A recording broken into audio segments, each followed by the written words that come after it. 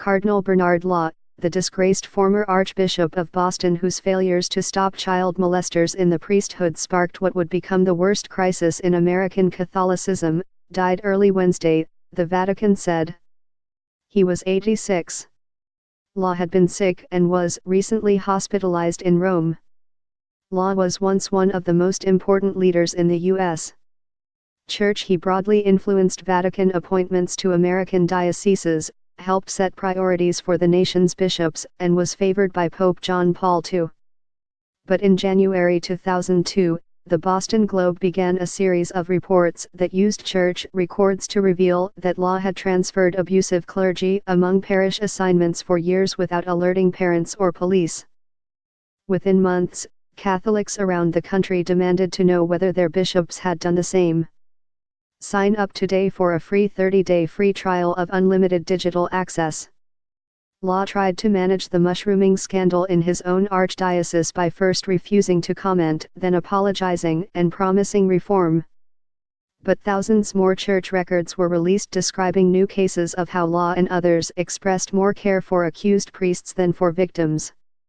Amid a groundswell against the cardinal, including rare public rebukes from some of his own priests, Law asked to resign and the Pope said yes. It is my fervent prayer that this action may help the Archdiocese of Boston to experience the healing, reconciliation and unity which are so desperately needed, Law said when he stepped down as head of the Boston Archdiocese in December of that year.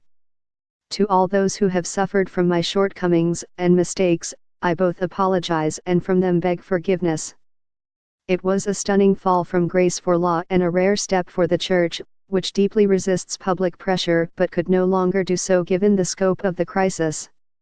Since 1950, more than 6,500, or about 6% of U.S.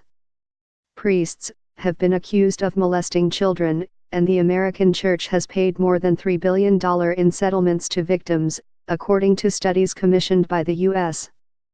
bishops and media reports. As the leader of the Archdiocese at the epicenter for the scandal, Law remained throughout his life a symbol of the Church's widespread failures to protect children. Still, Law retained some support in the Vatican. In 2004, he was appointed Archpriest of the Basilica of St. Mary Major, one of 4 principal basilicas in Rome. When John Paul died the next year, Law was among bishops who presided at a memorial mass for the pontiff in St. Peter's Basilica. Law also continued for several years to serve in Vatican dicasteries, or policy-making committees, including the Congregation for Bishops, which recommends appointments to the Pope. Advocates for victims saw the posts as a sign of favor for Law by church officials unrepentant about abused children. Mitchell Garabedian, a Boston attorney who has represented dozens of people who say they were sexually abused by priests, said Law's death has reopened old wounds.